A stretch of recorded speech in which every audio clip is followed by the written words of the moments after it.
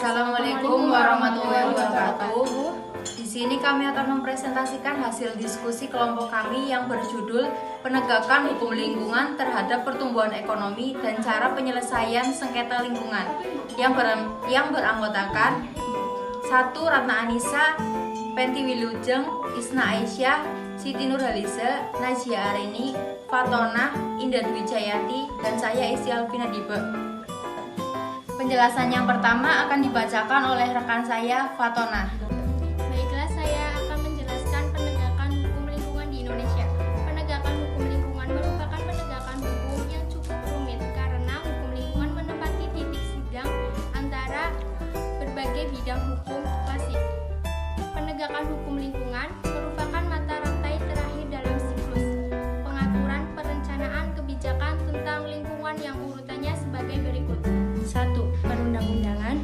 2. Penetapan standar. 3. Pemberian izin. 4. Penerapan. 5. Penegakan hukum. Menurut Undang-Undang Nomor 32 Tahun 2009 tentang Perlindungan dan Pengelolaan Lingkungan Hidup menyediakan 3 macam penegakan hukum adalah proses dilakukannya upaya tegaknya atau berfungsinya norma-norma hukum secara nyata sebagai pedoman perilaku dan hubungan-hubungan dalam kehidupan bermasyarakat dan bernegarakan hukum lingkungan, yaitu penegakan hukum administrasi, perdata, dan pidana. Undang-Undang Nomor 32 Tahun 2009 tentang Perlindungan dan Pengelolaan Lingkungan Hidup mengatur sanksi kepada pihak yang terbukti melanggar, yaitu penegakan hukum di bidang lingkungan hidup dapat diklasifikasikan ke dalam 3 kategori, yaitu penegakan hukum lingkungan dalam kaitannya dengan hukum administrasi tata usaha negara. 2. Penegakan hukum lingkungan dalam kaitannya dengan hukum perdata. 3.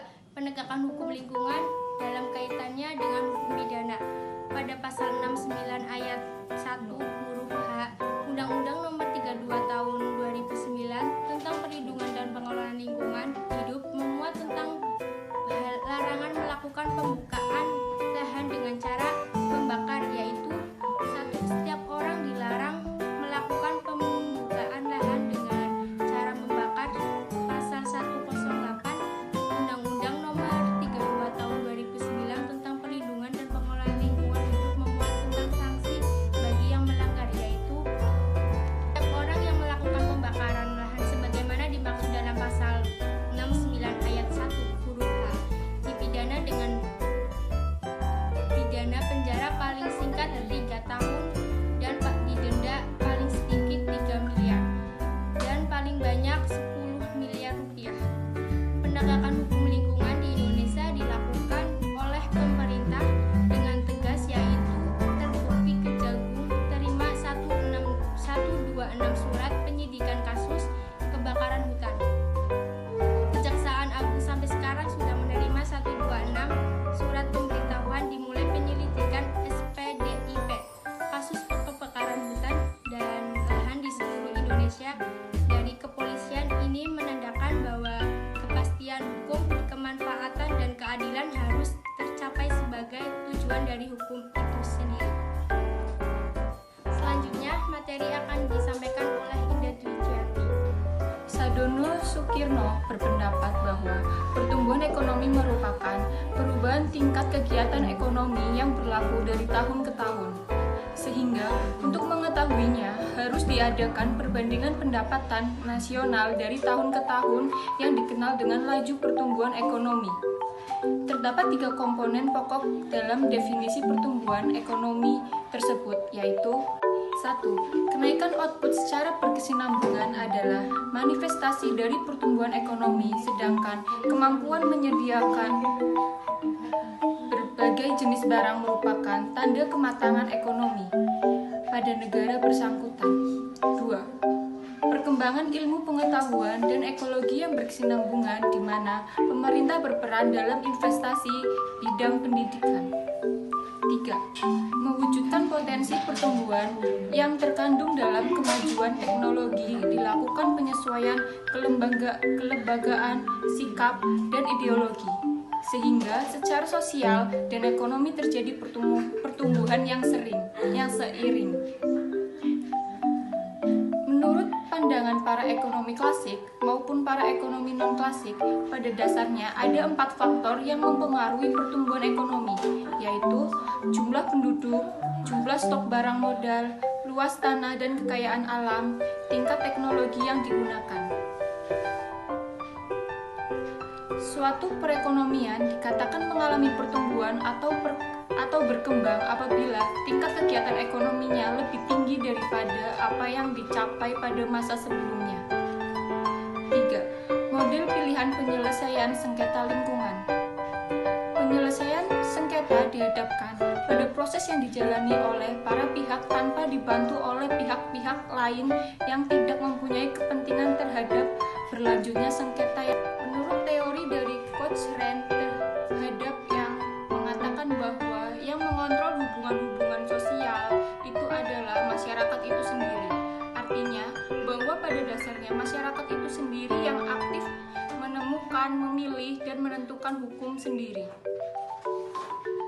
Penyelesaian sengketa yang dilakukan melalui jalur non-pengadilan didasarkan pada anggapan bahwa penyelesaian sengketa lingkungan yang diajukan ke pengadilan hasilnya sangat mengecewakan masyarakat yang terkena korban pencemaran lingkungan. Lembaga pengadilan dalam menangani sengketa lingkungan selama ini lebih bertumbuh pada ketentuan hukum formal dan kurang mempunyai kemampuan untuk melakukan terobosan hukum dalam menerjemahkan fakta pencemaran atau kerusakan lingkungan dengan mengkonstruksikannya menjadi fakta hukum. Kendala terbesar yang dialami aparat penegak hukum adalah dalam proses pembuktian untuk meyakinkan hakim terhadap perbuatan pencemaran lingkungan.